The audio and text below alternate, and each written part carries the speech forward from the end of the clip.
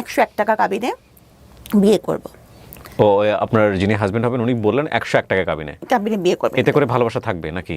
না তাহলে তা জানি না, উনি বললেন যে আমি 101 টাকা কাবিনে বিয়ে করব। তখন কাজী সাহেব বলেন যে আপনি কি আমার সাথে মশকরা করছেন?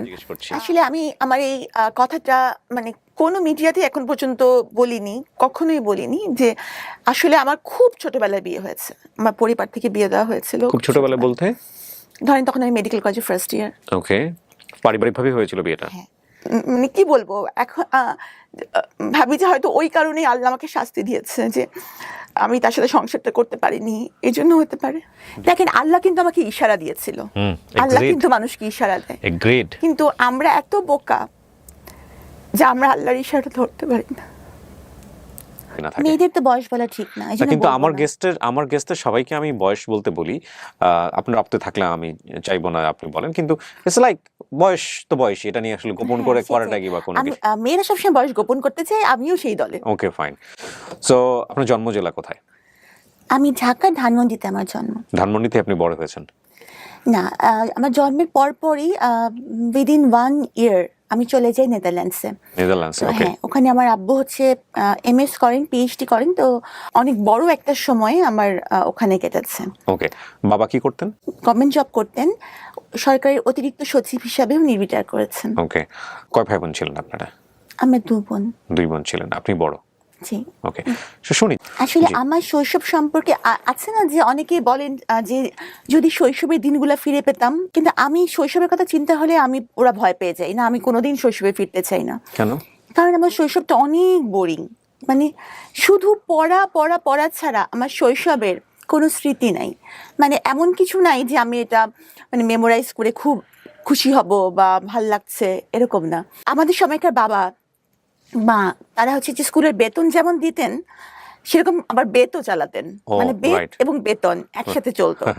তো যেমন ধরেন যদি ক্লাসে টপ করা না যায় তাহলে কিন্তু নতুন বছরের বই পাওয়া যাবে না, হ্যাঁ, কারো কাছে পুরান বই এনে সেট এনে হয়তো চলতে হবে, এরকম অবস্থা। তো খালি পড়া পড়া পড়া ছাড়া আমার শৈশবে তেমন কোনো আমি মনে করতে পারি না যে খুব আনন্দ ঘন কিছু ঘটেছে বা কোথাও বেড়াতে যাওয়া। এমনকি কেউ কোনো ফ্রেন্ডস যদি কোনো কারণে মানে কলোনির যদি কোনো কিছুর কারণে আসতো, তাতেও আমার আব্বা তাকে ধমক দিয়ে বিদায় করে দিত। তোমার কি কোনো পড়াশোনা নাই, তুমি আমার মেয়েকে ডিস্টার্ব করতে আসছো? ওকে, সো মেয়ের কারণে হয়তো একটু বেশি কনজারভেটিভ ছিলেন বাবা। হ্যাঁ, মানে আমার বাবা খুবই কনজারভেটিভ ছিলেন। আমার পড়ার ব্যাপারে আমার আব্বা খুবই সিরিয়াস ছিলেন সবসময়। কারণ যেহেতু আমাদের কোনো ভাই নেই, হয়তো উনি মানে তার ছেলে নেই এই একটা অতৃপ্তি হয়তো তার মেয়ের বড় মেয়ের মধ্যে দিয়েই হয়তো উনি এটা করতে চাচ্ছিলেন, এই জন্য খুব বেশি পড়াশোনার উপরই ছিল। আর আমি এত পড়তাম যে আমাকে বছরে 2 সেট বই কিনতে হতো, কারণ হচ্ছে বইগুলো ঝুরঝুরা হয়ে যেত। ওকে, স্টুডেন্ট হিসেবে কেমন ছিলেন? স্টুডেন্ট হিসেবে ফাটাফাটি। কোথায় কোথায় পড়েছেন একটু ধারাবাহিকভাবে চাই আমরা। এরপর তো ওই যে নেদারল্যান্ডস থেকে যখন ফিরলাম তখন কোন ক্লাসে ভর্তি হলেন?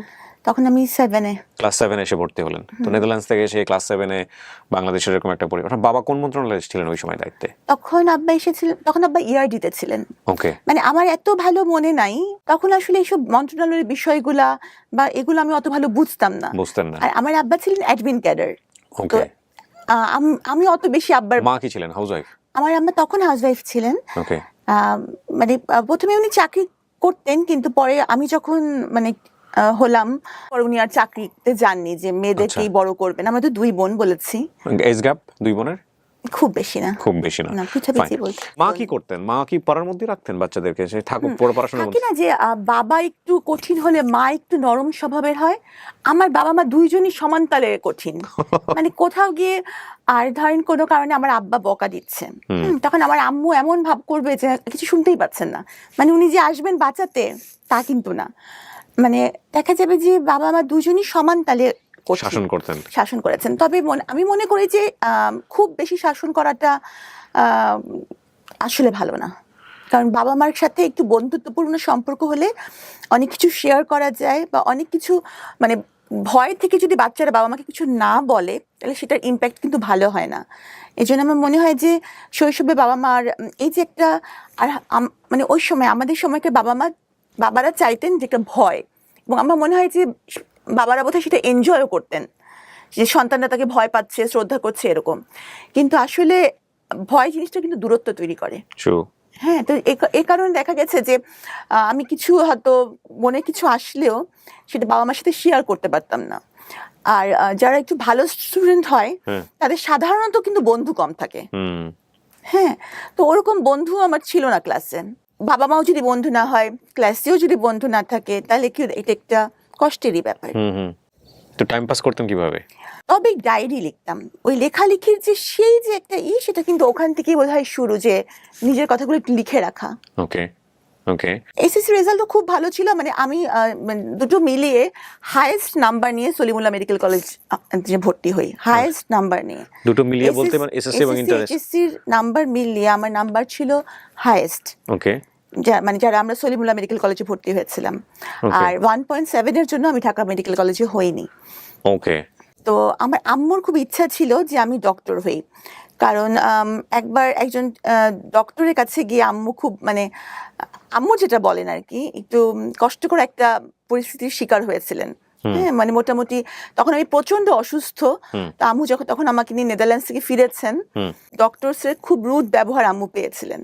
তো তখন আম্মু বলেন যে ডাক্তার যদি এমন হয় তাহলে মানুষ কোথায় যাবে, তাহলে আমার মেয়েকে আমি ডাক্তার বানাবো এবং তার ব্যবহারটা হবে সবার সাথে খুব নরম, ফ্রেন্ডলি। এবং তো আমি আমার জীবনে, আমি জানি না মানুষ কি ভাববে, তবে আমি আমার জীবনে খুব চেষ্টা করেছি যে মানুষের সাথে ওরকম, আমার রোগীদের সাথে নরম ব্যবহারটাই করার। সো আপনার মা টার্গেট করে, আপনার বোনও কি ডাক্তার হয়েছেন? না। ওকে। তো আপনি সলিমুল্লাহ মেডিকেল কলেজে পড়লেন, এমবিবিএস ওখানে কমপ্লিট করলেন, রাইট? ইন্টার্নশিপ করার পর আপনার স্পেশালিটি কোন দিকে গ্রো করলো? ভেবেছিলাম আমি গাইনি অ্যান্ড অবস নিয়ে পড়বো, তো আমি সেটা নিয়ে পড়া শুরু করলাম। তো এফসিপিএস পার্ট 1 করার পর আমি ট্রেনিং করলাম, কিন্তু পরে আমার মনে হলো যে না, আমি আসলে এমন কিছু করব যেটা সবার জন্যই চ্যালেঞ্জিং। কার্ডিয়াক সার্জন, ছেলে হোক বা মেয়ে, সংখ্যায় কম এবং পড়াটা কঠিন, এবং এজন্যই আমি কার্ডিয়াক সার্জারিতে সুইচ করব। তখন আমি আবার এফসিপিএস পার্ট 1 করলাম, কার্ডিয়াক সার্জারিতে করে ট্রেনিং করলাম। ট্রেনিং করে আবার যখন রেসিডেন্সি প্রোগ্রাম করা হলো বঙ্গবন্ধুতে, তখন আমি রেসিডেন্সি প্রোগ্রামে ঢুকলাম। ওকে। এটা হচ্ছে মানে এমএস কোর্স, 5 বছরের, পুরোটা সময় ওখানে ইনভলভ থাকতে হবে। ওকে। এবং প্রতি 3 মাস অন্তর অন্তর বিভিন্ন ডিপার্টমেন্টে প্লেসমেন্ট হবে এবং বিভিন্ন ডিপার্টমেন্টে পরীক্ষা হবে। এভাবে করে করে আস্তে আস্তে মানে কমপ্লিট মনিটরিং সিস্টেমের মধ্যে থেকে পড়াশোনা করা। সো আপনি এই কমপ্লিট করার পরে প্র্যাকটিসে গেলেন কত সালের দিকে? প্র্যাকটিস মানে আমার তো ইন দি মিন টাইম কিন্তু আমি সরকারি বিসিএস ক্যাডার। আমি কততম বিসিএস এ? আমরা 27তম। প্রথমেই হয়ে গেছে আপনার? আমি এক চান্সে বিসিএস পাস করেছি। ও ওয়াও। বাও কেন? না, আমি তো করতে পারিনি, এই জন্য ওয়াও বলছি আর কি। আমার কাছে পরীক্ষা দিয়েছিলেন? হ্যাঁ, আমি বেশ কটা পরীক্ষা দিয়েছিলাম। একটাতে আমার ভাইভাতে গিয়ে আমার সঙ্গে খুব অনভিপ্রেত একটা ঘটনা ঘটে, যেটা আমি এই মুহূর্তে বলতে চাই না। বললে হয়তো অনেকে আপনিও বলতে চান না এমন কিছু আছে? হ্যাঁ, অনেক কিছু আছে, অনেক কিছু আছে। সবাই সবকিছু জানে না এবং সবকিছু বলাও যায় না, উচিত না। হ্যাঁ, ইভেন আমার সাথে বিসিএস ভাইভাতে যে ঘটনা ঘটেছে সেটা যদি আমি বলি আপনার এই ইন্টারভিউতে, সেটা তোলপাড় হয়ে যাবে পুরো ঘটনা। এবং আমি মানুষের নাম মনে রাখতে পারি না। যে ভদ্রলোক আমার ইন্টারভিউ নিয়েছিলাম, আমি ডেফিনেটলি শিওর সে হয়তো এখনো কর্ম অবস্থার মধ্যে আছে। আমি তার নামটা পর্যন্ত মনে রেখেছি জীবনে। আমার ধারণা কোনোদিন আল্লাহ তার সামনাসামনি আমাকে করাবেন, এবং দেন আমি তাকে একটা ধন্যবাদ দিব যে আপনি আমাকে সেদিন সিলেক্ট না করে ভালো কিছুই করেছিলেন। যাই হোক, সো ওটা একটা অন্য প্রসঙ্গ। আপনি অনেক মেরিটোরিয়াস। আমরা কি ঈদে মানে লাইভে আছি? না, কেউ দেখছে না, এটা রেকর্ড হচ্ছে জাস্ট। আপনার প্রথম পোস্টিং কোথায় ছিল? দিনাজপুরের রামডুবির হাট। গিয়েছিলেন ওখানে? হ্যাঁ, ওখানে 1.5 বছর আমি ছিলাম। 1.5 বছর।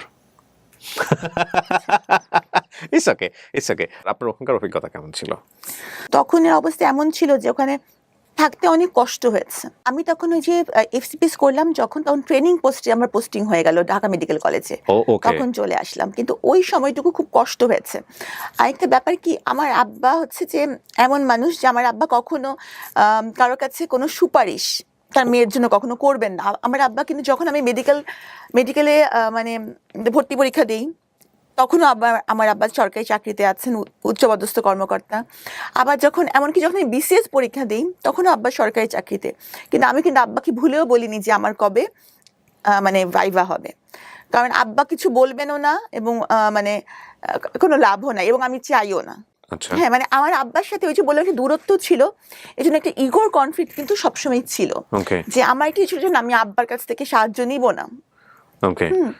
তো আমার আব্বার কাছে আমি কিছু চাই না, বা তার কাছে আমি ছোট হব না।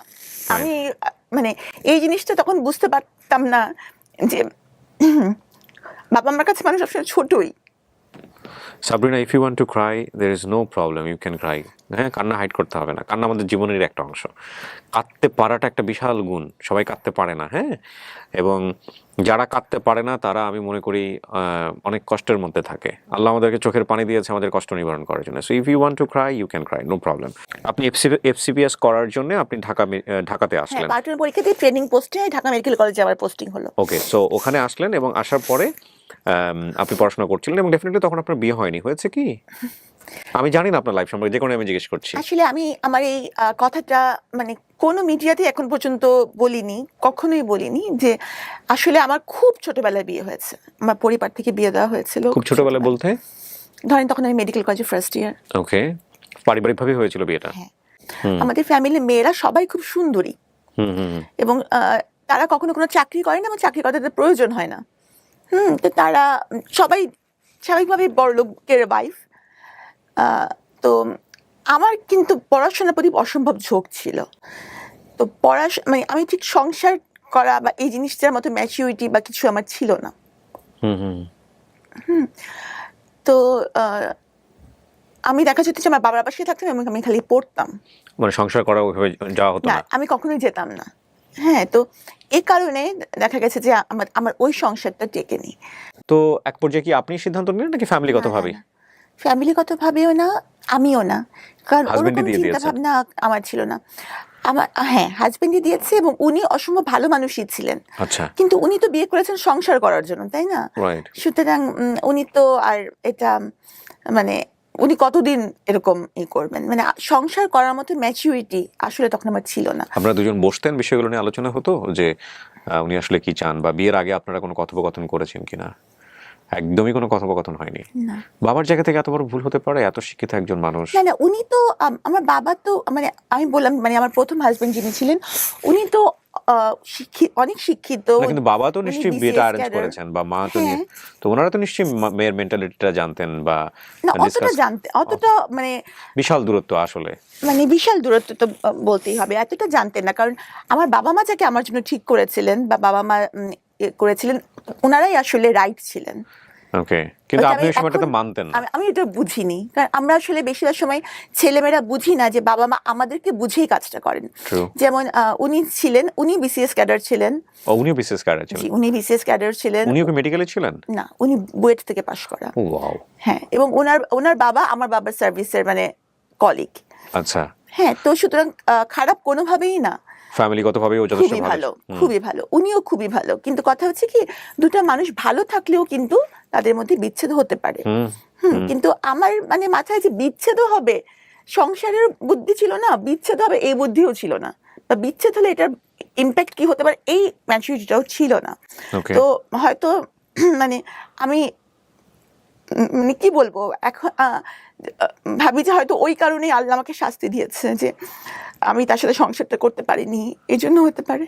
ডিভোর্সটা আপনি একসেপ্ট করলেন আপনি, এবং করার পরেও আপনার পড়াশোনা ভালোই চলছিল, আপনি বিশেষ করে আপনিও জয়েন করে মানে আমার মাথায় খালি যে আমার ক্যারিয়ার, আসলে আমি বুঝতে পারিনি যে ক্যারিয়ারটি মানুষের জীবনের সব না। আপনার কিছু কিছু কথা আজকে এত মূল্যবান আমাদের সবার জন্য। ওকে, ডিভোর্সের পরের গল্পটা, আমরা সেকেন্ড মানুষটা যে আপনার জীবনে আসলো, সে কিভাবে আসলো আসলে? উনি ইভেন্ট ম্যানেজমেন্ট করতেন। আচ্ছা, তো ইউজুয়ালি উনি সরকারি এবং বেসরকারি বিভিন্ন ইভেন্টগুলো অ্যারেঞ্জ করতেন। জি। তো আমাদের কার্ডিয়াক সার্জারি একটা ইন্টারন্যাশনাল কনফারেন্স হয়েছিল রেডিসনে কার্ডিয়াক সার্জনদের। তো তখন আমি স্টুডেন্ট বঙ্গবন্ধুর। তো আমি ওই কনফারেন্সে একটা পেপার প্রেজেন্ট করি। তো তখন ওনার সাথে ওই ইভেন্টটা ওনারা অর্গানাইজ করেছিলেন।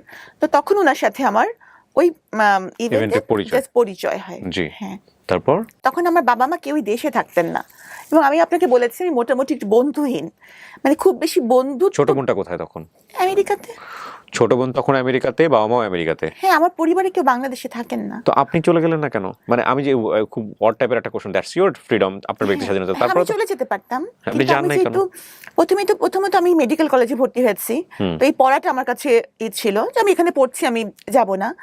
এরপর পরবর্তীতে যখন আমি বিসিএস ক্যাডার হলাম তখন তো ওখানকার সিটিজেনশিপের জন্য অ্যাপ্লাই করার কোনো প্রশ্নই ওঠে না, কারণ এখানকার সরকারি কর্মচারী তো ওখানকার সিটিজেনশিপ অ্যাপ্লাই করতে পারেন না। সো আপনি চাইলে এগুলো ছেড়ে দিয়ে চলে যেতে পারতেন। হ্যাঁ, অফকোর্স চলে যেতে পারতাম, কিন্তু আপনি সেটা করেননি। না। কেন করেননি? আমি অসম্ভব, মানে আমার ক্যারিয়ারটাই আমার মাথায়, যদিও ওখানে গিয়েও আপনি ক্যারিয়ার করতে পারতাম। আপনার ফ্যামিলি কি চাইতো ওই সময়টাতে? আমার ফ্যামিলি চাইতো আমি চলে যাই। আমার কাছে কেন জানি মনে হচ্ছে আপনার ফ্যামিলির সাথে আপনার একটা বড় ধরনের বার্গেনিং হয়েছে এই বিষয়গুলো নিয়ে, এবং সেটাও খুব সহজ বার্গেনিং ছিল না, কারণ দুটো মাত্র মেয়ে, বড় মেয়ে তাকে বাংলাদেশে রেখে যাচ্ছে এবং অলরেডি সে ডিভোর্স। আপনার বাবা মা নিশ্চয়ই। আমার বাবা কিন্তু বেশি সময় আমেরিকা থাকতেন না, কারণ ওনার ইবাদতের অসুবিধা হতো। কারণ হচ্ছে যে মসজিদ যেতে হতো আমার আব্বুকে, তো সে তো অনেক দূর, তো কে তাকে নিয়ে যাবে ড্রাইভ করে? ওখানে রোজা রাখা, ওই সময়গুলো কিন্তু একটু বড় সময় আমার আব্বা দেশে থাকতেন। আচ্ছা। কিন্তু যখন আমার এই হাজবেন্ডের সাথে আমার পরিচয় হয়েছিল, ওই সময়টা আমার আব্বা দেশে ছিলেন না। পরিচয় থেকে পরিণয়ের দিকে গেল কিভাবে? উনি যেহেতু ইভেন্ট ম্যানেজমেন্টে ছিলেন, ইভেন্ট ম্যানেজমেন্ট কিন্তু মানুষকে মোটিভেট করার ক্ষমতা রাখে, মানে কথা দিয়ে মুগ্ধ করাটা তাদের একটা কাজেরই অংশ। জি। তো নিশ্চয়ই আমি মুগ্ধই হয়েছিলাম, যেহেতু তখন আমি ডিভোর্সও ছিলাম, সেও তাই ছিল। তো তখন আমারও তাকে পছন্দ হয়েছিল। জি। প্রস্তাবটা কে দেয় ফার্স্ট? আমি। আপনি তাকে দিয়েছিলেন প্রস্তাবটা? ওকে। ওই ভদ্রলোক তো এখন জেলে আছেন, আমি যদি ভুল না করে থাকি, নাকি ওটা? না, আমি শুনেছি, মানে আমি এটা শিওর না, অবশ্যই এটা বলতে পারছি না। মানে আমার সাথে তার কোনো যোগাযোগই নেই, উনি আমার জন্য মরে গেছেন, এই জন্য কোনো যোগাযোগ আমি রাখিনি। আমি নট শিওর। আপনার যে ভদ্রলোকের কথা বলা হচ্ছে সে তো আপনার সঙ্গেই জেলে যায় বা এরকম, রাইট? আমার আগে যায়, আমার মানে নিয়ার অ্যাবাউট 1 মান্থ আগে সে জেলে যায়। আমি শুনেছি উনি বের হয়েছেন। এটা কোনো কিছু ম্যাটার করে না, কারণ সে আমার জন্য মরে গেছে। সে জেলে থাকুক, সে বাইরে থাকুক, সে কোথায় থাকুক, সে আমার কাছে দুনিয়ার বাইরে। ফাইন। আপনি তাকে প্রস্তাব দিলেন বিয়ে করার জন্য বা প্রেমের সম্পর্কে যাওয়ার জন্য। এটা কোন সময়ের ঘটনা? এটা 2015 সালের দিকে আপনি তাকে প্রস্তাব দিলেন। তার জায়গা থেকে বিষয়টা কি ছিল, রেসপন্স কি ছিল?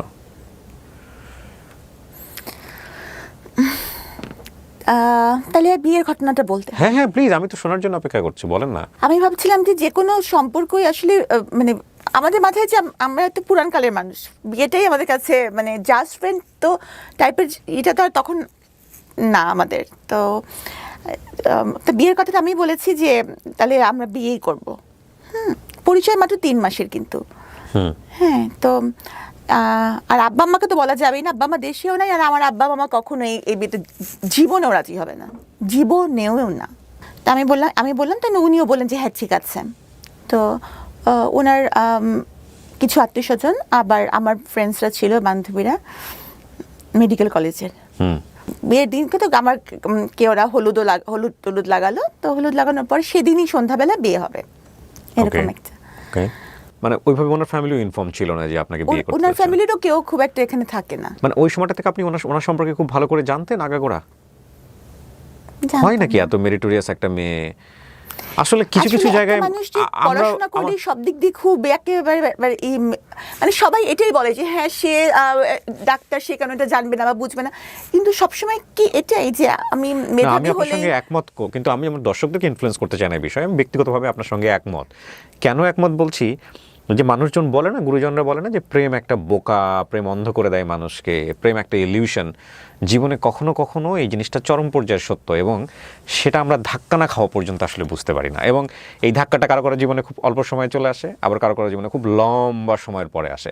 বাট এই ধাক্কা কারো জীবনে না আসুক সেটার জন্য আবার এটা ঠিক যে এই ইলিউশন থেকেও অসংখ্য ভালো ঘটনার জন্ম হয় পৃথিবীতে, তাই না? তবে এটা ঠিক যে ওই লাভ এক ধরনের মোহ, এবং এই মোহতে অনেক বড় বড় জিনিস মানুষ ওভারলুক করে যায়, অনেক বড় বড় জিনিস, ব্যাপারে কোনো সন্দেহ নেই। আপনি ওনার সম্পর্কে তেমন কিছু জানতেন না, আর উনি তো মোটামুটি জানতো বোধহয় আপনার সম্পর্কে, যে আপনার ফ্যামিলিরা কারা কারা আছে। আমার সম্পর্কে সব জানতো, আমার সম্পর্কে তো এখনো তো আমি অনেকের সম্পর্কে জানি না, কিন্তু সবাই তো আমার সম্পর্কে জানে। সো না, ডেফিনেটলি আপনার সেই সময় তো সেরকম অবস্থা ছিল না, এখনকার জানার অবস্থা তো অন্য কারণ। মানে অনেকের জানার আগ্রহ থাকে, তা আমার মনে হয়নি যে আমার কিছু জানার দরকার, বা কার মাধ্যমে জানবো, কাকে জিজ্ঞেস করবো তার সম্পর্কে, মানে এরকম। আর সে তো আর কোনো মানে এখানকার কোনো স্টুডেন্ট ছিল না যে তার কলেজে গিয়ে আমি জিজ্ঞেস করবো, বা এটা আমার মাথায় আসে না যে কিছু আমার জিজ্ঞেস করা লাগবে। আচ্ছা। হ্যাঁ, এটা আমার মাথায় আসে নাই সত্যি কথা যেটা। সো তারপর কি হলো? তো তখন ওই যে সেদিন বিয়ের সন্ধ্যায় ঘটনা, আমার হ্যাঁ। বিয়ে। হ্যাঁ, তারপর? তো উনি আসলেন, আমার ফ্রেন্ডসরা ছিল, এসে উনি বললেন যে আমি তো বিয়ে করব না। ও তখন আমার মনে হলো যে কি মানে এটা কেমন কথা, মানে আমার ফ্রেন্ডসরা আমাকে হলুদুলো লাগাইছে যে আমার বিয়ে হবে, আর অলরেডি কিন্তু আমার একটা বিয়ে, আমার জীবনে এরকম একটা ঘটনা আছে। ওনার লাইফে কি এরকম কিছু ছিল আপনার মতো? হ্যাঁ, আমি পরে জানতে পেরেছি। তখন পর্যন্ত আপনি কি জানতেন এটা বলেন আমার। তখন পর্যন্ত জানতাম যে উনি বিবাহিত, আমি ডিভোর্সড। ও, তখন পর্যন্ত আপনি জানতেন যে আপনার মতো উনিও বিবাহিত, ডিভোর্স, এবং ওনার কোনো বাচ্চা কাচ্চা নাই? না, বাচ্চার কথা জানতাম, বাচ্চা আছে এটা জানতেন আপনি? জানতাম। ওকে, ফাইন। কিন্তু তখন আমার কাছে এটা মনে হলো যে এটা একটা, মানে আমিও তখন এমন ছিলাম যে আমার কাছে মনে হলো যে একটা ইগোর ব্যাপার, কি আমাকে বিয়ে করবে না, মানে আমাকে কেউ বিয়ে করবে না, এটা কেমন কথা? কিসের কমতি আছে আমার, হ্যাঁ, যে কারণে আমাকে বিয়ে করবে না? হ্যাঁ, মানে আমার এরকম মনে হলো। আসলে অনেক মানুষ, অনেক বিশেষ বিশেষ সিচুয়েশন মানুষ অনেক বোকা হয়ে যায়। আমি তো তখন মানে এই করবে না, বিয়ে করবে, কি মানে হতে পারে? কারণ ওনার ব্যাখ্যা হচ্ছে যে বিয়ে করলে ভালোবাসা কমে যায়, বিয়ে করলে ভালোবাসার মরণ হয়। এই জন্য আমি যেহেতু সাবিনাকে, সাবিনা বলতো না, মিস্ত্রি বলতো। মিশ্রি? হ্যাঁ, মিস্ত্রি। মিষ্টি না বলে মিশ্রি বলতো? হ্যাঁ, বলতো যে মিশ্রির মতো মিষ্টি, এ কারণে? মিস্ত্রির মতন অনেক সাদা, এই জন্য। ও আচ্ছা, ঠিক আছে। হ্যাঁ। তো বলতো যে আমি মিস্ত্রিকে তো অনেক ভালোবাসি, তো এই জন্য ভালোবাসলে, মানে বিয়ে করলে ভালোবাসার মরণ হয়, এই জন্য বিয়ে করবো না। তো এই ধরনের অদ্ভুত কথা শুনতে সবাই খুব আর আমি তো তখন চরম পরিমাণে কান্নাকাটি, যে আমার তো এখন মান সম্মান চলে যাচ্ছে ফ্রেন্ডসদের সামনে। মানে তখন আমার সবকিছু বাদ দিয়ে এটাই মনে হলো। আচ্ছা, গেল, যাই হোক। তারপরে তাকে অনেকভাবে রাজি করানো হলো। আমার যে ক্যামেরাম্যান ছিল, ফটো তোলার জন্য এসেছিল, সেই ক্যামেরাম্যান ক্যামেরা ফেলে ভেউ ভেউ করে কাঁদছে। ওহো, কান্নার কথা আপনার, সে ক্যামেরাম্যান কাঁদতেছে, আমি বুঝলাম। সবাই কাঁদতেছে। ওকে, ফাইন। মানে আমার ক্যামেরাম্যান কাঁদতেছে, ছবি তুলতে পারতেছে না বোধহয়, পেমেন্ট পাবে। নাই আমার এই জন্য বিয়ের। ওকে, তারপর? হ্যাঁ, তো মানে শুনতে আপনার কাছে মনে হচ্ছে খুব মজা না, কিন্তু তখন আমার কাছে মনে হচ্ছিল যে আমার I feel you definitely, it's a very important thing. মনে হচ্ছিল আমি খুবই মানে। কিন্তু আপনি যদি আজকের কথা চিন্তা করেন, সেই সময়টা যদি আপনি এগ্রি করে নিতেন, তাহলে কি হতো? আমি বলি ঘটনাটা, আচ্ছা। আমি তখন অপমানের শেষ আছে, যে এটা কি, আমি অনেক কাঁদতেছি, সবাই কাঁদছে, আমার ফ্রেন্ডসরা তো মরা কান্না জুড়ে দিচ্ছে। হ্যাঁ, শেষ পর্যন্ত সবাই বুঝায় টুঝায়, তারও আত্মীয় স্বজন যার যে কয়জন ছিল বুঝায় রাজি করালো, ঠিক আছে। তো এখানে এরকম হলুদ হয়ে গেছে, এরপর তুমি না করছো তো ঠিক না। আচ্ছা, তখন সে রাজি হলো। পরে কাজী সাহেবকে আনা হলো। হ্যাঁ, মোটামুটি বলাই ছিল কাজী সাহেবকে, কাজী সাহেব এই অবস্থা থেকে চলে গেছিলেন, তবে ওনাকে আনা হলো। উনি তখন আমার মানে উনি বললেন যে আমি 101 টাকা কাবিনে বিয়ে করব। ও, আপনার যিনি হাজবেন্ড হবেন উনি বললেন 101 টাকা কাবিনে বিয়ে করবেন, এতে করে ভালোবাসা থাকবে নাকি? না, তা জানি না। উনি বললেন যে আমি 101 টাকা কাবিনে বিয়ে করব। তখন কাজী সাহেব বলেন যে আপনি কি আমার সাথে মশকরা করছেন? আর মানে দেনমোহরটা কিন্তু মেয়ের স্ট্যাটাস, মেয়ের শিক্ষাগত যোগ্যতা, মেয়ের ফ্যামিলি, মানে এখন যেহেতু আমি ল পড়ি, এখন আমি জানি যে এগুলো দেখে নির্ধারণ করা হয়।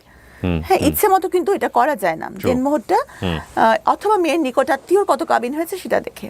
তো কাজী সাহেব তো খুব রাগ, তো কাজী সাহেব চলে গেলেন। কাজী সাহেবেরও তো লস।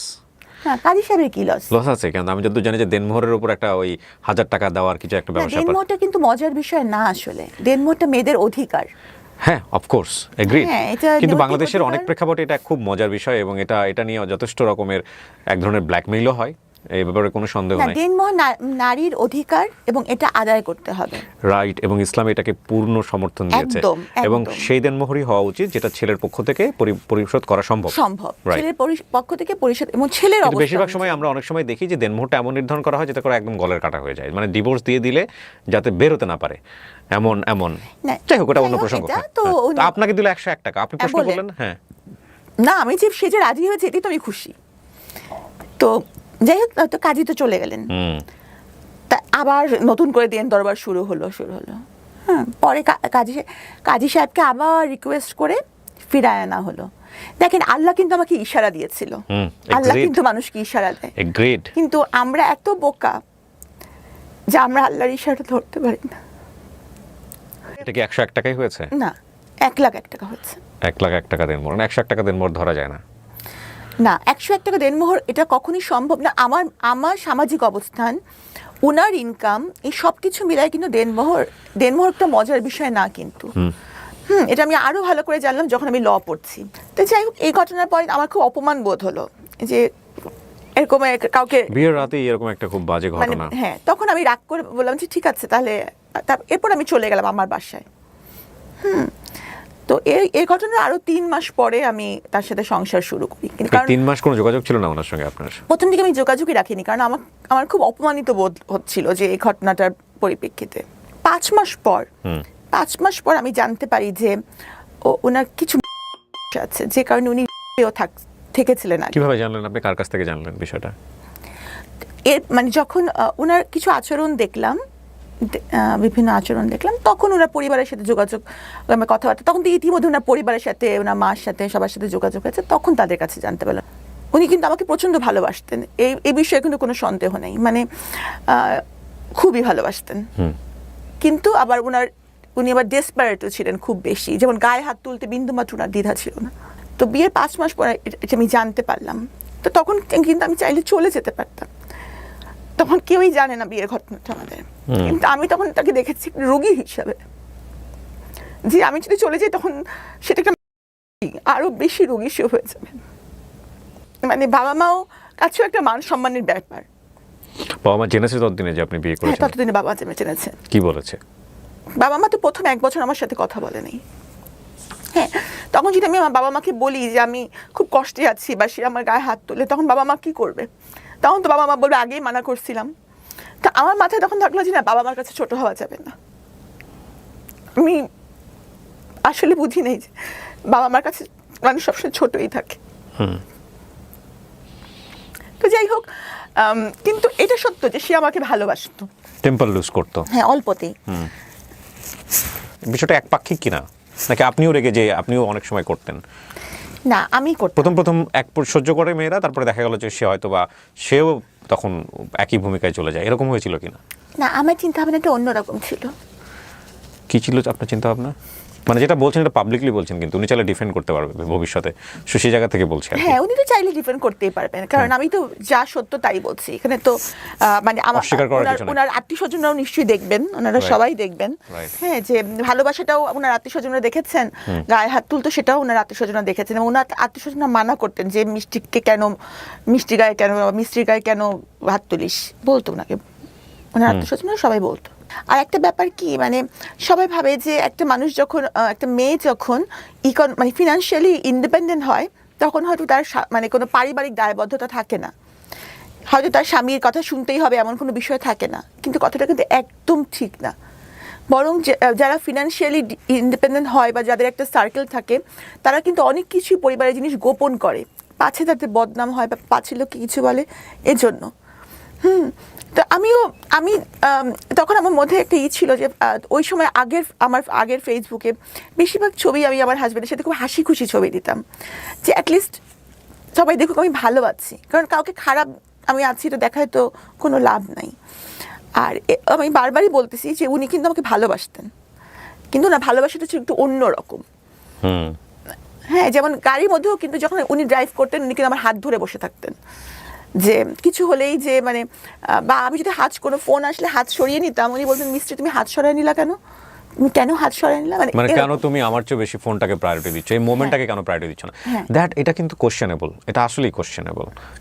মানে ফোনটা ওই সময় কেটেই দেওয়া উচিত ডেফিনেটলি, কারণ ইটস বিউটিফুল মোমেন্ট। যাই হোক, আমি জাজমেন্ট করছি না, মানে বিউটিফুল মোমেন্ট আমি তো মানে as a doctor I have to attend my phone calls, কারণ আমার রুগীরা ফোন করে, তখন তুমি ফোন না ধরে থাকতে পারবো না। আমার হসপিটাল থেকে ফোন আসে, ফোনেও না সমস্যা নাই, মানে হাতটা ছেড়ে দিয়ে ফোনটা ধরে আবার হাতটা ধরলাম না কেন?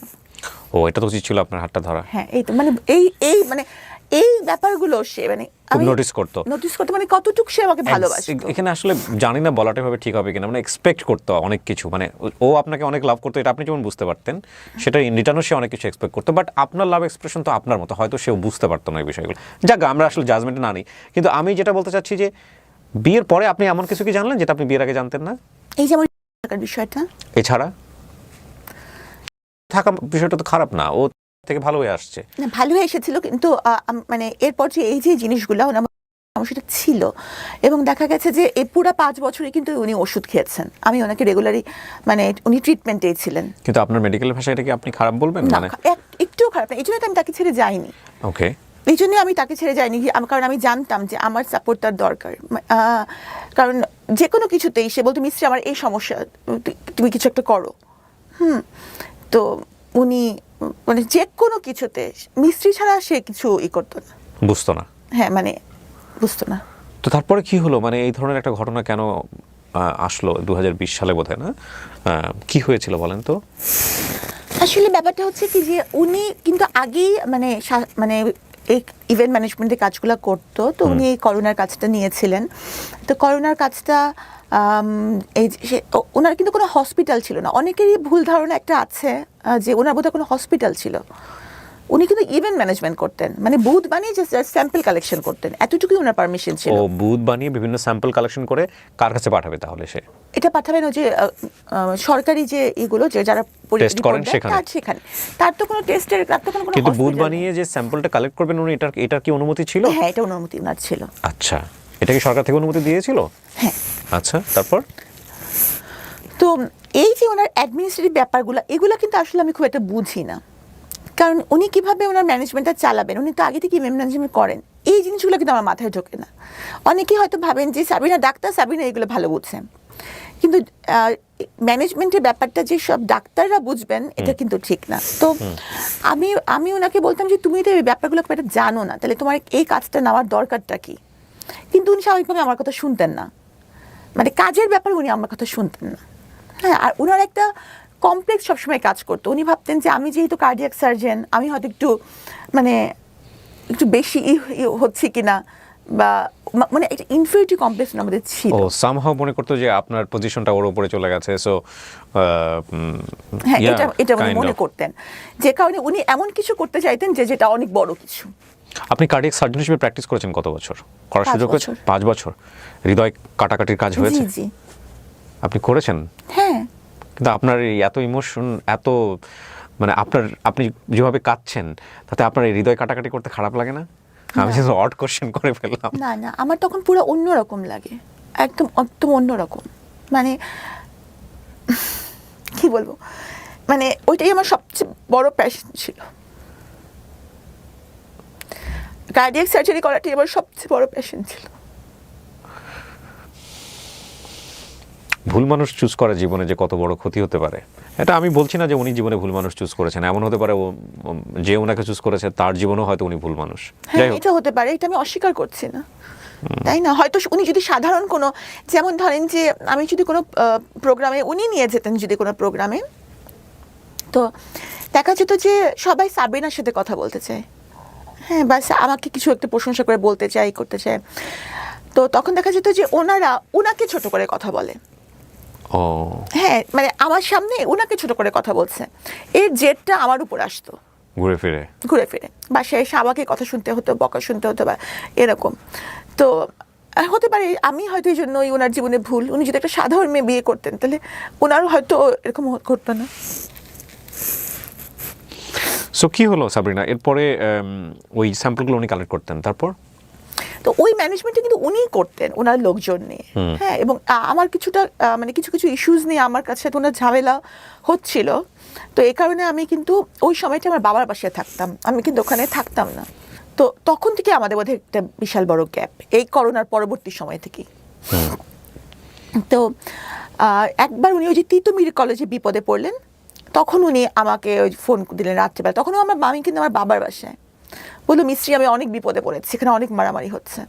তখন আমি ছুটে গেলাম, কারণ আমার মধ্যে সবসময় ছিল যে উনি কিন্তু পুরাটা সময়, আমি বললাম যতদিন আমি সংসার করেছি পুরাটা সময় এই যে ওষুধ খেয়েছেন, মানে উনি একটু মানে নিয়ার ওনার ছিল। তো আমি সবসময় ওনাকে এভাবে দেখেছি যে ওর যেন কোনো বিপদ না হয়। উনি ডাকলে, উনি আমার হাজব্যান্ড, উনি বিপদে পড়েছেন, সেই তিতুমিরে যাওয়াটাই কি আমার অপরাধ ছিল? নাহলে আমি কোনো কোম্পানির চেয়ারম্যান না, কারণ জেকেজি হচ্ছে একটা ব্যক্তি মালিকানাধীন কোম্পানি, প্রোপাইটারশিপ কোম্পানির কোনো চেয়ারম্যান বলে পোস্ট থাকে না, থাকতে পারে না। তারপরেও সবাই জানে জেকেজি চেয়ারম্যান আমি, যদিও এখানে চেয়ারম্যান বলে কোনো পোস্ট থাকা সম্ভব না, সবাই জানে সাবিনাই সব করছে। তো আমি ভাবি যে সবই আল্লাহর ইচ্ছা, আমার কারাগারে যাওয়াটা হয়তো আল্লাহর ইচ্ছা। তিতুমিরে যাওয়ার পর আপনি কি দেখেছেন? আমি কিছুই দেখিনি আসলে। তিতুমিরে যাওয়ার পরে ওখানকার যে স্বাস্থ্যকর্মী ওরা বললো যে আমাদের উপর মানে হামলা হয়েছে। তো আর স্বাভাবিকভাবে কি আমি যেহেতু মেডিকেল রিলেটেড, আমার কাছে মনে হবে যে স্বাস্থ্যকর্মীরা সঠিক বলছে, থাকে না মানুষ জাজমেন্টাল হয়ে যায়। তা আমার কাছে আমি সত্য মিথ্যা যাচাই না করি, আমার মনে হলো যে ওরাই বুঝি সত্য বলছে, এখানে যে সত্যের বাইরে অন্য কিছু থাকতে পারে এটা আমার মাথায় আসেনি। এটাই তখনই হয়তো মিডিয়া আমাকে দেখেছে যে আমি ওখানকার কিছু জেগেজির কিছু, কিন্তু আসলে আমি কিন্তু তখন আমার বাবার বাসায় ছিলাম। আর আমি বলবো না যে আমার যে কিছু করেছে বা রিপোর্ট এগুলোও কিন্তু আমার জানা নাই, কারণ এই ম্যানেজমেন্টটা টোটালি ওনারা দেখতেন, এখানে আমার দেখার কোনো সুযোগ নাই। হ্যাঁ, জেকেজি হচ্ছে কি Jobeda Khatun general health care, সেটাও কিন্তু আমার হাজবেন্ডের দাদির নামেই, মানে পুরোটা জিনিসই উনাদের, সেখানে আমি শুধুমাত্র উনার ওয়াইফ হিসাবে 3টা বছর। আপনাকে অ্যারেস্ট করা হলো তাহলে কোন ইস্যুতে? মিডিয়া ওখানে ওই সময়টাতে কি নিউজ করে ফেললো? আর ওই সময়টাতে উনি এটা তো আসলে আপনারাই ভালো জানেন, যেহেতু চলমান মামলা, এই বিষয়ে আমি কিচ্ছু বলতে চাই না। আমি শুধু এটাই বলবো, আমি আমার পক্ষ থেকে এটাই বক্তব্য যে কি আপনার সঙ্গে আপনার হাজবেন্ডকে একসাথে অ্যারেস্ট করা হয়েছে? না, উনি আমার 1 মাস আগে অ্যারেস্ট হয়েছেন, অলমোস্ট 1 মাস আগে। আচ্ছা, তো অ্যারেস্ট হয়ে গেলেন এবং সেটা হচ্ছে ওই ফ্রড কেসের জন্য, আলটিমেটলি করোনা টেস্টের যে ফ্রড কেসটা, তাই কি? জি। ওকে, 1 মাস পরে আপনি এটা কি আপনার হুট করে অ্যারেস্ট হয়ে গেল, না তার আগে থেকে আপনি বুঝতে পারছিলেন যে আপনাকে অ্যারেস্ট করা হতে পারে? আমি বুঝতে পারিনি। কেন? মানে আমি তো মানে একটা মানুষ কেন বুঝতে পারবে তাকে অ্যারেস্ট করা হবে? মানে আমি যদি এটার কিছু হতাম। ওনাকে যখন মামলাটা করা হয়েছে সেই মামলার এজাহারে কি ছিল? আমার নাম ছিল না। ছিল না? তাহলে ওনার বক্তব্যের প্রেক্ষাপটে আপনাকে অ্যারেস্ট করা হয়েছে? সেটাও আমি জানি না। তো আপনাকে অ্যারেস্ট করা হলো, আপনি জানবেন আপনার কেন আপনাকে অ্যারেস্ট করা হলো? বললাম তো চলমান মামলা, আমি এখন কিছুই বলবো না, সময় এটার উত্তর দিবে। তবে আমি কিছুই জানতাম না, তো প্রমাণ হচ্ছে আমি রেগুলার হাসপাতালে ডিউটি করছিলাম। কোন হাসপাতালে সেটা? জাতীয় হৃদরোগ ইনস্টিটিউট, সরকারি হাসপাতালে। জি। তারপর? তো আমি যদি বুঝতেই পারতাম তাহলে তো আমি এত ইজি লাইফে থাকতেই পারতাম না। রেগুলার হাসপাতাল করা বা এগুলো করা কি আমি করতাম? আমি তো পালিয়ে যেতে পারতাম, আমার কাছে তো আমার পাসপোর্ট ছিল। কিন্তু এখানে আরেকটা এতগুলো প্রশ্ন, দেশের ভিসা ছিল। না ডেফিনেটলি আরেকটা আপনি যেমন আপনার জায়গাটা বলতে পারেন, আমাদের জায়গা থেকে কোয়েরি আসছে, আপনি অ্যান্সার করলে না করলেও সমস্যা নেই, এটা আপনার ফ্রিডম আছে এই অনুষ্ঠানে। সরকার যখন এরকম একজন গভর্নমেন্ট এমপ্লয়িকে অ্যারেস্ট করছে এবং একই সাথে সে একজন বিসিএস ক্যাডার, তখন সরকারের জায়গা থেকেও তো এটার একটা চরম পর্যায়ে যাচাই বাছাই করেই তারপর অ্যারেস্ট করা হয়েছে। সুতরাং এই বিষয়টাও তো আমরা চাইলেও মানে শুধু ইমোশনের জায়গাটা থেকে বিচার করতে পারি না। ডেফিনেটলি দেয়ার কোনো না কোনো রিজন ছিল। আপনি তো বোধহয় এখন সাসপেন্ড অবস্থায় আছেন, তাই কি? আমি সাময়িক বরখাস্ত অবস্থায় আছেন। সো আপনি বলতে চাচ্ছেন যে আপনার হাজবেন্ডেরই কর্মের জন্য বেসিক্যালি আপনাকে এই জায়গাটায় আসতে হয়েছে? আমি বলতে চাচ্ছি না যে উনি এই কাজটা করেছেন। আপনি সেটাও বলছেন না? আমি সেটাও বলছি না, কারণ আমি এটা জানি না। আচ্ছা, কি হয়েছে আপনি জানেনই না? আমি জানি না আসলে। তাহলে আপনি বলতে চাচ্ছেন যে মিডিয়াতে যে সব ঘটনা ঘটেছে বা যেগুলো নিয়ে আসা হয়েছে সেগুলো কি মিথ্যা? আমি তো এটাই বলবো যে যেহেতু মামলাটি চলমান, এই জন্য আমি এই প্রসঙ্গে কিছু বলবো না। আর আমি যদি এখানে আপনার শোতে বসে কাঁদতে কাঁদতে মরেও যাই আমি নির্দোষ এটা বলে, যারা ভাববে যে সাবিনা দোষী তারা ভাববেই সাবিনা দোষী। যেমন ধরেন আমি কিন্তু এখন সাজা খেটে বের হয়েছি 3টা বছর। 3টা বছর কিন্তু কম কথা না। হ্যাঁ, একটা মানুষের জন্য 3টা দিনও জেলে থাকা কষ্টকর। এখনো কিন্তু আমি সাজা কাটার পরেও সাবিনার দিকে অভিযোগের আঙ্গুল রয়ে গেছে। না, নট লাইক দিস। আপনি 3 বছর খেটেছেন, আপনি সারাটা জীবন বাংলাদেশের সামাজিক প্রেক্ষাপটে কোনোদিন কি আপনি এই মানুষের যে কুদৃষ্টি সেখান থেকে বেরোতে পারবেন? কখনোই পারবেন না। আপনি যদি নির্দোষ হন আপনি কোনোদিন এটা থেকে বেরোতে পারবেন না। এটা অপূরণীয় ক্ষতি। আমি বলছি না আপনি দোষী না নির্দোষ, এটা আমাদের সামাজিক জায়গা থেকে এটা একটা বড় ধরনের বিষয়। পুলিশ ধরা মানেই মনে করে নেয় মানুষ, এটা তো আপনি জেল খেটেছেন, পুলিশ ধরা মানেই মানুষ মনে করে না যে সে খারাপ লোক। সো ওই জায়গাটা না আমরা পরে যাচ্ছি, কিন্তু আপনাকে তলব করা হয়েছিল। সো আপনি অ্যাটেন্ড করেছেন, তারপর আপনাকে বলা হয়েছে জেলে চলে যাওয়ার জন্য। এর আগ পর্যন্ত, এই ঘটনার আগ পর্যন্ত আপনার নামে কোনো ধরনের কোনো ক্রিমিনাল কেস বা কোথাও কোনো কিছু কি আছে সরকারের খাতায়? কোথাও কিছু নাই। হলো তো আপনার বিশেষ জবই হওয়ার কথা না, নাই, এটাই ফার্স্ট। আপনি জেল জীবন নিয়ে একটা বই লিখেছেন, সেটা নিয়ে এবারে বইমেলায় তুমুল আলোচনা হচ্ছে, অনেকেই কিনেছেন, অনেকে রিভিউ করছেন। বন্দিনীটা কিন্তু আমার লেখার উদ্দেশ্য কিন্তু আমার জেল জীবন না, অন্তত এই খণ্ডটা, এটা প্রথম খণ্ড, আমি বন্দিনী 2য় খণ্ডের কাজে হাত দিয়েছি। হ্যাঁ, এটা অন্তত অ্যাটলিস্ট আমার ঘটনা না, এটা হচ্ছে। কি সুন্দর কথা লিখেছেন উনি বইয়ের। আমি তো দেখি না এই জিনিসটা। আপনি আমাকে বইটা দিয়েছেন, কি সুন্দর একটা অটোগ্রাফ দিয়েছেন।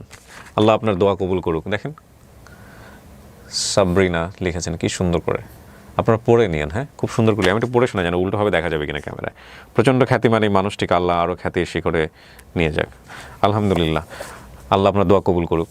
জি, আপনি যেটা বলছিলেন যে জেলে যাওয়ার গল্পটা। হ্যাঁ, তো এগুলো হচ্ছে এক একটা মেয়ের জীবন কাহিনী, বা একটা মানুষ কখন দেখা যাচ্ছে যে বিভিন্ন রিলেশনে ইনভলভ হয়ে, মানে এইসব। আমি একটা অনুষ্ঠান করতাম, যাহা বলিব সত্য বলিব, হ্যাঁ, এবিসি রেডিওতে। এরপরে আমি সিক্রেট নামে করেছি ঢাকা এফএমে, একই কন্টেন্ট কিন্তু ডিফারেন্ট নামে। সেখানে আমি এরকম অসংখ্য কেস পেয়েছি, অসংখ্য কেস আমি এখানে এভাবে রিভিলও করেছি রেডিওতে, যেটা হচ্ছে যে একজন মানুষ কিভাবে অপরাধী হয়, কি অপরাধ করে এবং এটার পরিণতি কী হয়। সো আপনি যেটা বলছেন সেটা তো ডেফিনেটলি আপনি একবারে গ্যাং যেটা বলে, জেলখানায় গিয়ে বসে আপনি জিনিসটা ফেস করতে পেরেছেন। এবং আমি এই প্রেক্ষাপটগুলোর কারণে অ্যাটলিস্ট মানুষ বুঝবে যে এটা করলে অপরাধ হয়, এটা করলে জেলে যেতে হয়, একটা নলেজ তৈরি হবে। কিন্তু আপনার অভিজ্ঞতা কী ছিল? যে এই জীবনটা সম্পর্কে তো আপনি জানতেনই না, আপনি একটা সোভার ফ্যামিলি থেকে এসেছেন, আপনি একটা চমৎকার পরিবেশ, নিজের মনস্তাত্ত্বিক জায়গা থেকে এগুলো মেনে নেওয়া তো ভয়ঙ্কর রকমের একটা যুদ্ধ, এক। আর দুই নম্বর হচ্ছে আপনি ওখানে যাওয়ার পরে আপনি কি পেলেন, কেমন অ্যাকোমোডেশন পেলেন, মানে কি হলো, এগুলো একটু আমাদেরকে বলেন। আমি যখন প্রথমে ওখানে গেলাম, আমি তো যেহেতু বিসিএস ক্যাডার ছিলাম, সেহেতু কারাবিধান অনুযায়ী আমি ডিভিশনে ছিলাম। ডিভিশন মানে হচ্ছে একটা এটা হচ্ছে যে ব্রিটিশ আমল থেকে নির্ধারণ করা একটা আলাদা রুম থাকবে আপনার জন্য, একটা আলাদা রুম থাকবে, সাথে বারান্দা থাকবে, আর হচ্ছে যে একটা সেবক থাকবে। আর খাবার দাবার ব্যাপারটা হচ্ছে যে নর্মাল একজন মানে বন্দি যে পরিমাণ খাবারটা পাবে, সেম মেনুটাই, সেম মেনু, কিন্তু গ্রামসের কিছু ডিফারেন্স থাকবে। ডিভিশন প্রাপ্ত আসামি পাবে। কিসের? ধরেন আজকে আপনার বরাদ্দ হচ্ছে যে মিষ্টি কুমড়া, হ্যাঁ হ্যাঁ, একজন নর্মাল বন্দি, হ্যাঁ, আমি সেই মিষ্টি কুমড়াই বরাদ্দ পাবো, কিন্তু আমারটা আমার কুক রান্না করবে। ওকে ওকে, কিন্তু মেনু কিন্তু সেম। গল্প সল্প করার জন্য কোনো মানুষ দেওয়া হবে? উনিই গল্প করবে। উনি কি থাকে আপনার সঙ্গে নাকি চলে যেত? না, থাকতো, ওই রুমেই থাকতো, এক রুমে থাকে। উনিও কি জেল জীবন কাটাচ্ছে নাকি? হ্যাঁ, উনি আরেকজন বন্দি। ও, সো জেলের মধ্যে শুধু থাকা না, সার্ভিসও দিতে হয় ওখানে? অবশ্যই, সশ্রম কয়টা, সশ্রম কারাদণ্ড। ওকে, আমিও তো সার্ভিস দিয়েছি, আমি বাগানের মালিক ছিলাম না, রুমের পাহারাও তো ছিলাম। আচ্ছা আচ্ছা, সশ্রম কারাদণ্ড হয়েছিল আমার। যাদের সশ্রম কারাদণ্ড হয় প্রত্যেকের কাজ করতে হবে, এটা বাধ্যতামূলক।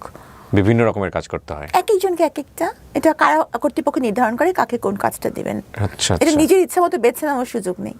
ডেইলি লাইফটা কি ছিল?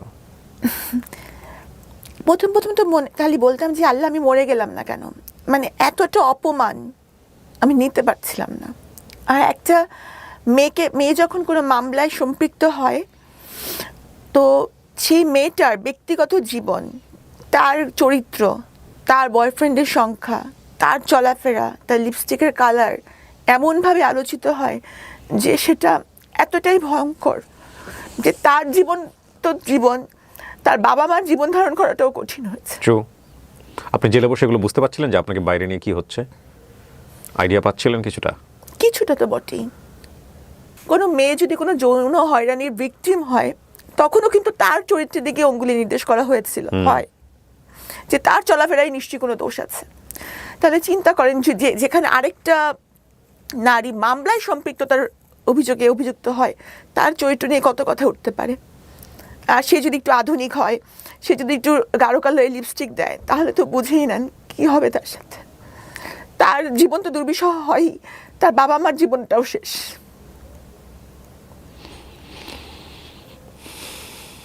সবারই বলার অধিকার আছে। আমি জানি এই অনুষ্ঠানটা না দেখে অনেকেই হয়তো বা শুধু ওনাকে দেখিয়ে সেই নিচে মন্তব্য করছেন, অনেক বাজে বাজে কমেন্টস করছেন। অনেকে হয়তো এই ধরনের মন্তব্য করছেন যে কেন আমি ওনাকে নিয়ে এখানে বসলাম, কেন আমি ওনার সঙ্গে সামনে বসে কথা বলছি।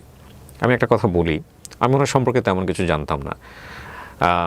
উনি বইমেলায় বইটা নিয়ে প্রতিদিনই কোনো না কোনোভাবে বিভিন্ন কন্টেন্ট ক্রিয়েটারদের যারা আছেন তাদের কাছে বাইট দিচ্ছেন, সেগুলো আসছে, স্ক্রল করে দেখছি। একটা বাইট আমাকে খুব টাচ করে, সেটা হচ্ছে উনি নর্মালি বলছেন যে ভাই, আমি তো জেল খেটে বের হয়েছি, আমি তো আইন আদালত আমার বিচার করছে, আমাকে তো নর্মালভাবে বাঁচার সুযোগ দেন। আমি তো সমাজের 8-10 জন মানুষের মতো মানুষ, আমার তো নর্মালভাবে বাঁচার সুযোগ আছে। এই লাইনটা আমাকে খুব ক্যাচ করে। এবং তারপরে আমার এক ছোটো ভাই রনি, ওকে আমি বলি, যেহেতু ও বইমেলাতে থাকে সবসময়, আমাকে বলি যে আমি ডক্টর সাবরিনার ইন্টারভিউ করবো, আমি ওনার সঙ্গে একটু কথা বলবো, ওনার একটু ব্যবস্থা করো। তো রনি ওনার সঙ্গে কথা বলে ওনাকে আজকে এখানে নিয়ে এসছে। আমি আসলে শেষের দিকে এসে কিছু কথা বলবো আজকের অনুষ্ঠান নিয়ে। আমি ডেফিনেটলি ওনার জন্য কোনো সাফাই গাইব না, এবং উনি অপরাধ করেছেন কি করেননি সেটার বিচার কোর্ট করবেন।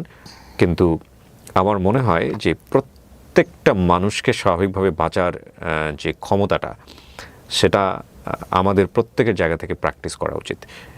একটা হচ্ছে যে আমি নিজে স্বাভাবিকভাবে বাঁচতে চাই, আর আরেকজন মানুষ তাকেও স্বাভাবিকভাবে বাঁচার যে ব্যাপারটা, সেখানে আমার কোনো দৃষ্টিভঙ্গি, আমার কোনো কথা, আমার কোনো কটু কথা যেন কোনোভাবেই আঘাতপ্রাপ্ত না করে। আমি বললেই যে চেঞ্জ হবে বিষয়টা এরকম না, বাট সেই জায়গাটায় অনেক কিছু আমার করার আছে আমার কাছে, কেন জানি মনে হয়। আমার বলতে আমি আপনাদের সবাইকে বলছি। জি, তো এরপর কি হলো সাবরিনা? আপনি আসলে কারাগারে তো বিভিন্ন লেভেল থেকে মানুষ আসে। হ্যাঁ, ওরাও আবার জাজমেন্টাল হয় কিনা? ও হ্যাঁ, ওরা তো কিছুটা প্রথম দিকে তো যথেষ্টই ছিল যে, আর এমনিতে হচ্ছে কারাগারে যেসব মানুষ আসে, মানে দেখা যায় যে বেশিরভাগই মাদক মামলা নিয়ে আসেন, এবং তাদের সাথে তো আমাদের কিছু ডিফারেন্স আছেই। হ্যাঁ, তো তারা তো কটাক্ষ করতো, উপহাস করতো।